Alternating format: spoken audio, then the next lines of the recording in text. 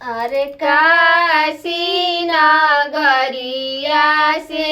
आइले महादेव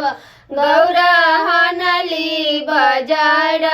के अरे काशी नगरिया से आइले महादेव गौरा हनले बजार के अरे खोला खोला ए गौरा बजार के वरिया दुआरा महादेव खान अरे खोला खोला ए गौरा बजार के वरिया दुआरा महादेव खान अरे